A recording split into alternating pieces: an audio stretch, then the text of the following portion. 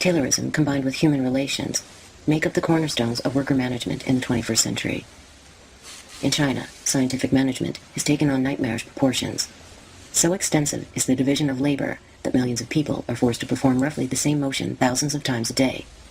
In the United States, workers in some assembly plants are required to be in continual motion for up to 57 seconds a minute.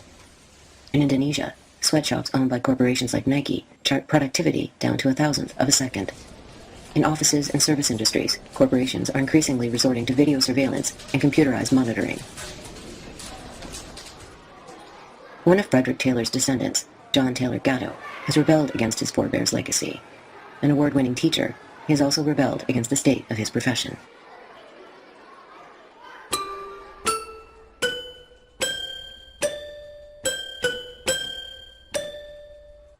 The key is the word compulsion. The idea of drawing all children, all young people, into some universal program administered by the leader or the leaders is as old as Plato, probably older.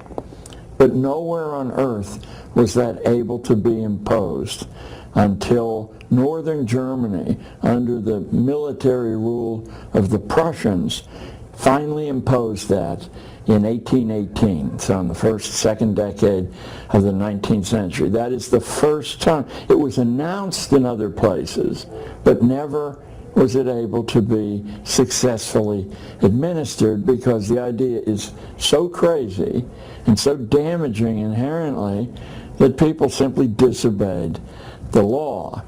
The experience of Prussian Germany was that it was possible to convert sovereign human beings into human resources. That's a translation of a German compound.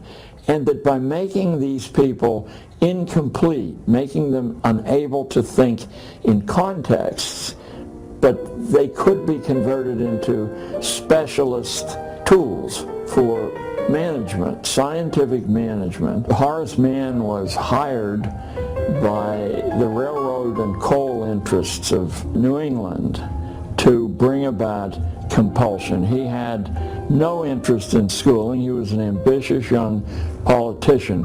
He did get compulsion laws passed in 1852. Once it was in Massachusetts, it spread very, very slowly. It wasn't for 15 more years that another state followed suit. So it hardly was a gift to the populous portion of America. I smile a little bit when I say that, because the mythology is that it was greeted everywhere with great enthusiasm.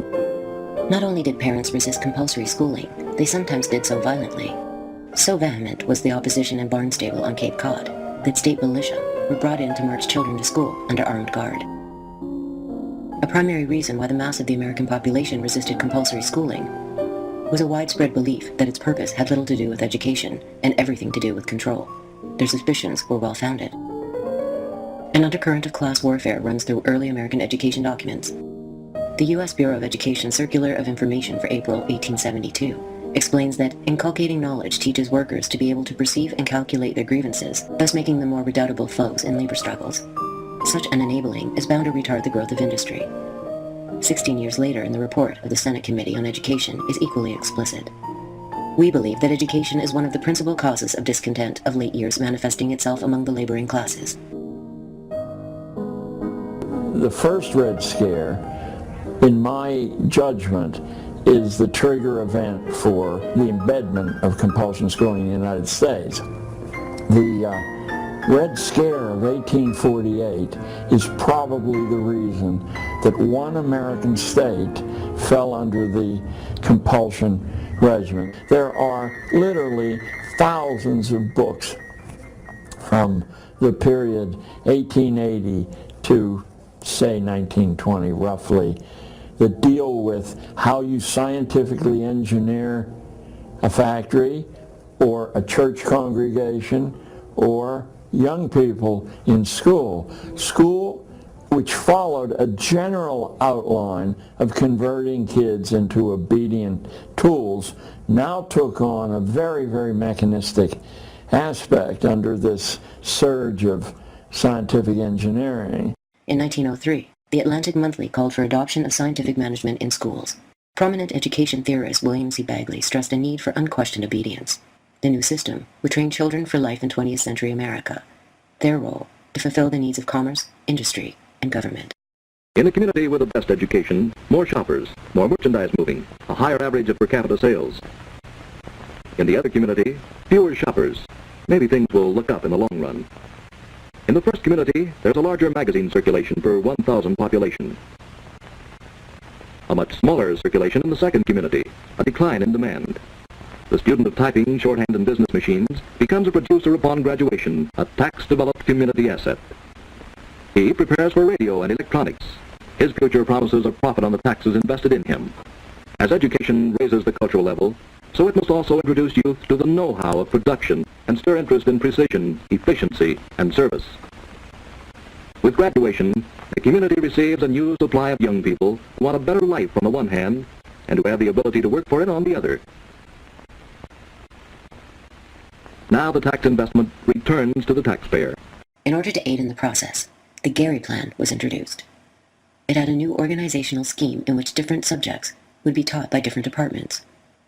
Similar to the breaking down of factory jobs under Taylorism, students would be herded from classroom to classroom in order to digest a stream of standardized factual information.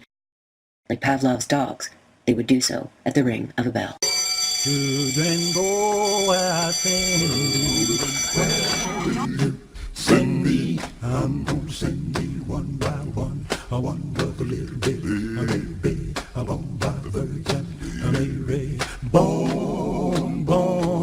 born in Bethlehem. Children go where I send me,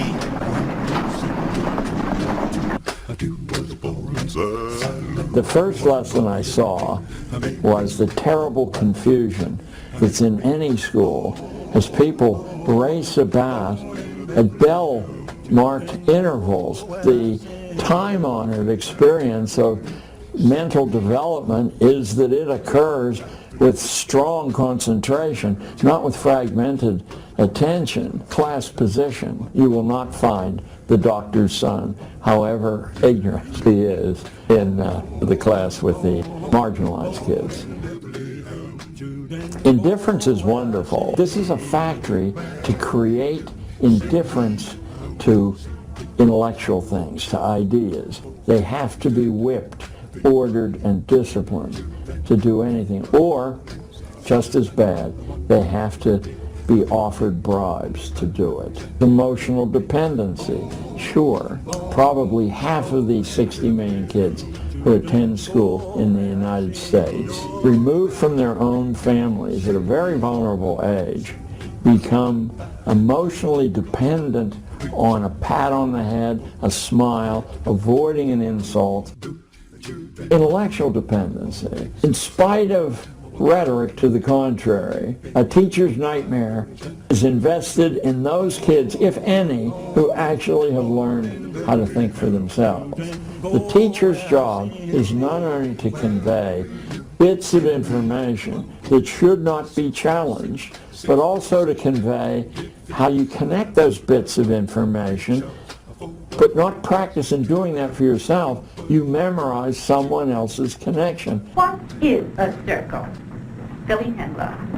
A circle is a closed curve in which all endpoints on the circumference are equally distanced from the center points. Very good. Provisional self-esteem, this really ties into the grades, the test scores, the signs of approval by the teacher. You're allowed to feel good about yourself if an authority issues a signal that you can do that. On the other hand, if the authority condemns you, the only way you can feel good about yourself is to become an outlaw.